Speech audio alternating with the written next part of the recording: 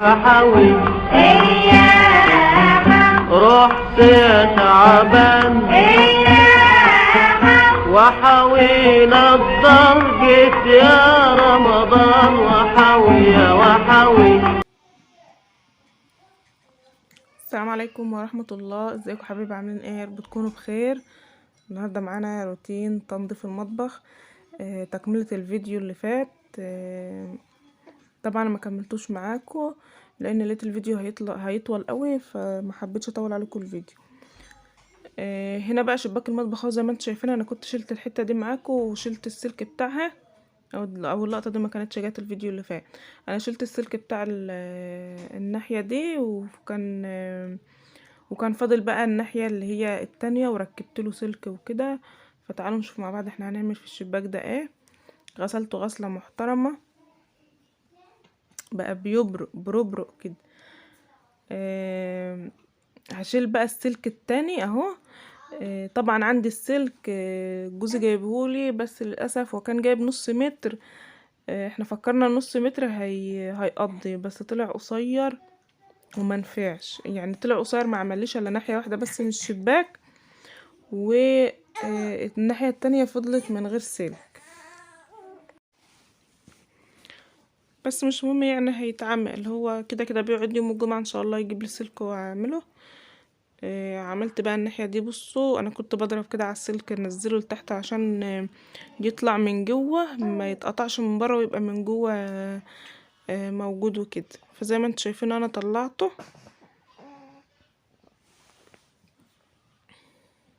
حطوا بقى لايك للفيديو ده. طبعا قمت بدري، قلت عشان اخلص بسرعة. ولادي لو قاموا مش عارفه اعمل حاجة منهم وكده، وساعة ما بيقوموا بيبقوا طبعا عايزين فطار. فقلت هما نايمين كده اقوم اخلص لحد ما يصحوا براحتهم. والحمد لله انا خلصت من هنا وهم قاموا من هنا. هنا بقى خلاص اهوت. هبدأ ان انا ارش مزيل الدهون على الضلفة دي، لان الناحية دي اللي فوق البوتاجاز مباشرة. البوتاجاز انا لسه جايباه جنب الرخامة زي ما انتوا شايفينه كده. انا كنت زقاه جنب الحيطة من يم هناك من على اليمين كده. لسه بقى زقاه جنب الرخامة كده، فالناحية دي هي اللي كانت فوق البوتاجاز على طول. مش انا يا جماعة والله، ده ابني عمره شهرين. هنا بقى ايه، حطيت مزيل الدهون وباللفة دي. اللفة دي حلوة جدا، تحفة. بتغنيك عن السلك. هي خشنة وما في نفس الوقت ما بتخربش الحاجة. يعني هي خشنة وتنضف وتلمع وكل حاجة، بس في نفس الوقت ما بتخربش زي السلك. يا دوب بحط عليها نقطة البريل وبتغسل وبتنضف كده. نضفت لي طبعا كل الدهون اللي في الشباك. بخة بسيطة جدا من مزيل الدهون وقامت بالواجب. يعني انا خلاص فصلت من الصبح، من الساعة 9 الصبح وانا واقفة على رجلي، والمغرب لسه مأذن حالا. ففصلت بقالي تقريبا اسبوع كده.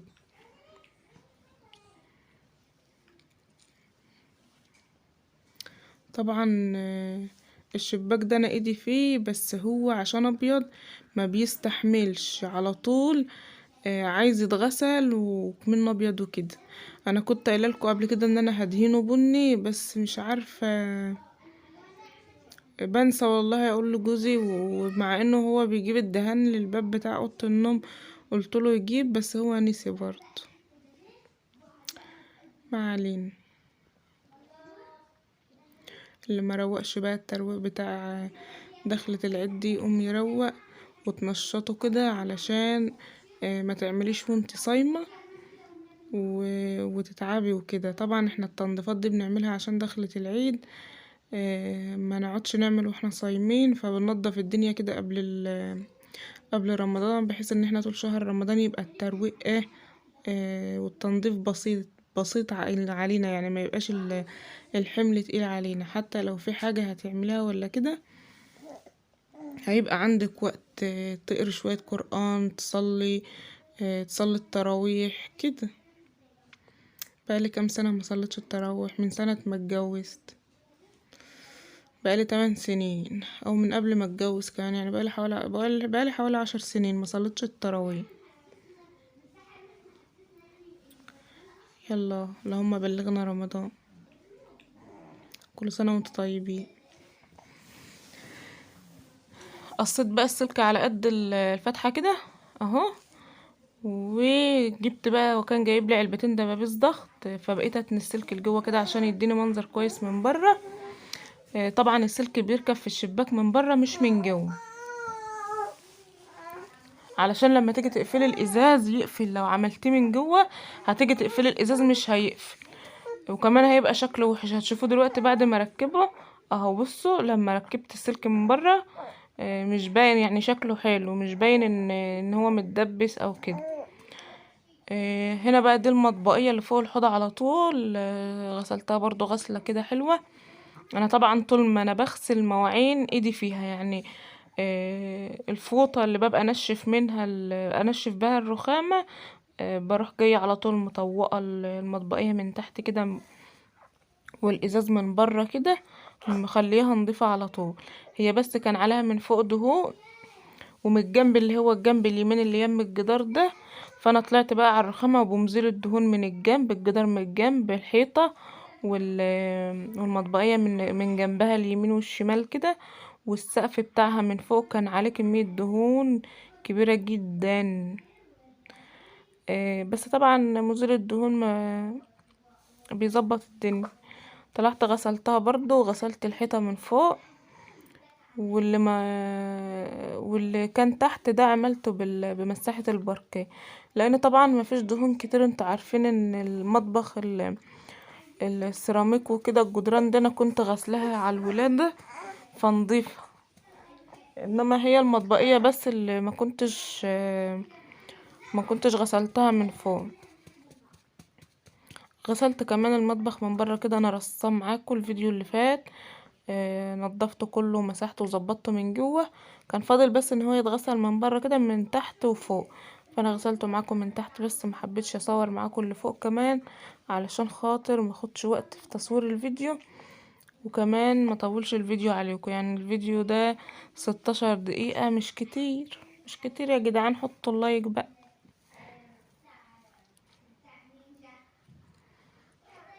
طبعا الايادي اللي هي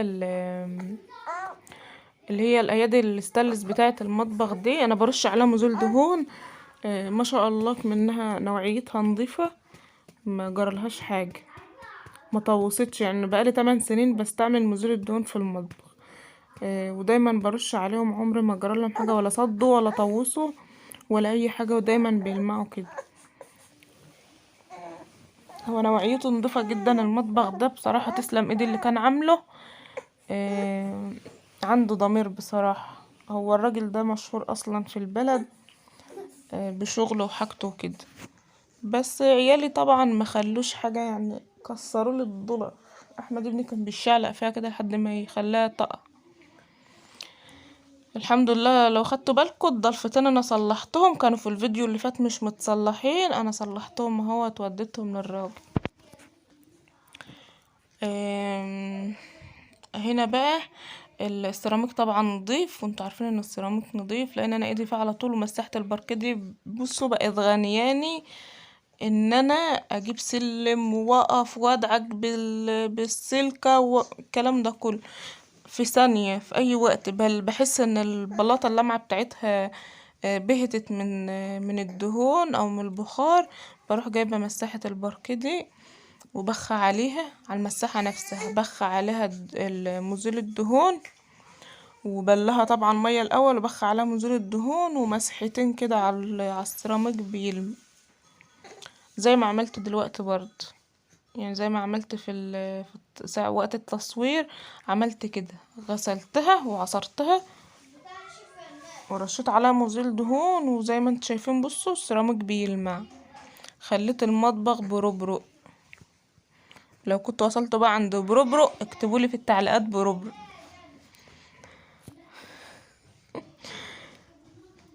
خدت المطبخ كله غسيل كده، بس خليته فله والله شمعة منور.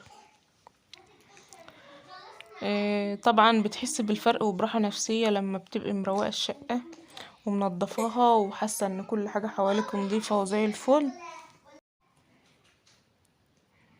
خدت بقى المطبخ كله كده، ما سبتش حتة بصراحة. وفي حاجات كمان انا ما صورتهاش معاكم، وان شاء الله هنزل لكم بكرة ان شاء الله هيبقى غسيل السجاد. وهنشوف بقى بقية الشقة هعملها في يوم واحد عشان الحق انزل لكم التنظيفات دي قبل رمضان.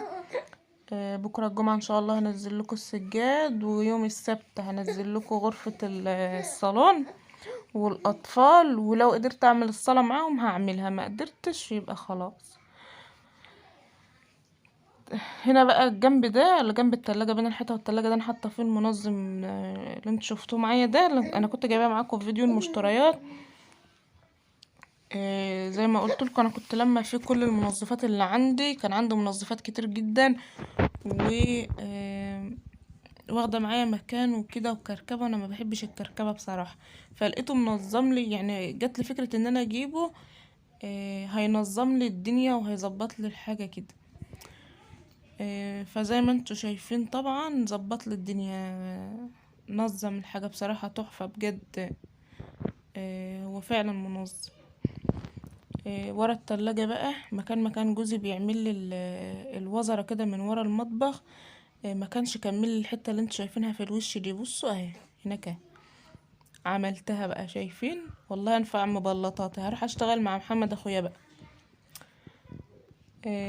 هنا بقى فوق التلاجة طبعا انا حاطه المفرش ده عشان ما الاقيش دهون على التلاجة، هيحافظ لي على التلاجة من فوق، ما يخليش الدهون تطلع عليها من فوق. لما تيجي على قد مفرش يبوظ مش مهم، بس التلاجة ما تبوظ. شيلته بقى وزي ما انتوا شايفين كده. بصوا هو طبعا مش باين في التصوير ان في ايه حبة تراب صغنطتين كده. بصوا الحتة دي عشان مكشوفة الدهون عاملة فيها ايه. عندي زير، شايفين الزير عندي تحفة جميل، ميته حلوة جدا، بعشق شرب المية منه. كل اللي يدخل عندي يقول لي زير في الشقة. ايوه يا جدعان زير في الشقة جميل. انا كنت بجيب قلل كمان، جميلة جدا، شربهم حلو اوي، احسن من الفلتر والكلام ده كله. يعني بيتهيألي حتى لو عندي فلتر ان شاء الله باذن الله يعني نجيب الفلتر. انا بيتهيألي حتى لو عندي فلتر انا مش هستغنى عن الزيت.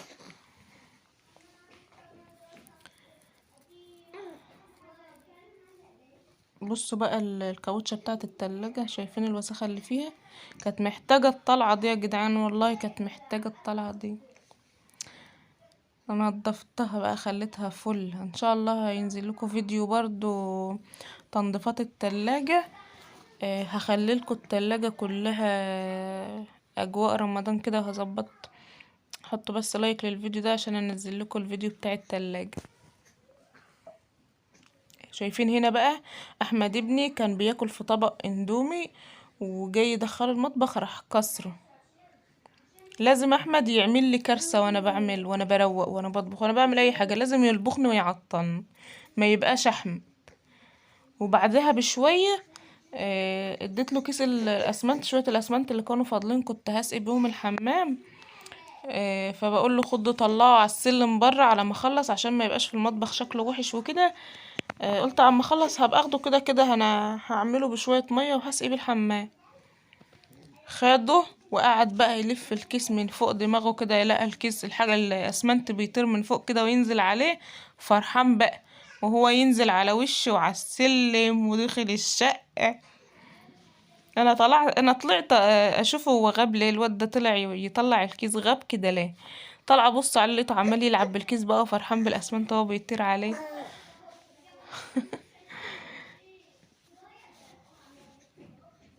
قلت له الله يسامحك، ده انا ما بصدق اخلص حاجه، لازم يعمل شغل. طبعا ورا التلاجة انا مسحته اهو، كنسته ومسحته. شايفين الوزرة من تحت عاملة ازاي؟ والله العظيم معلم، انا معلم. اروح اشتغل بقى مع محمد اخويا ويقبضني يومين.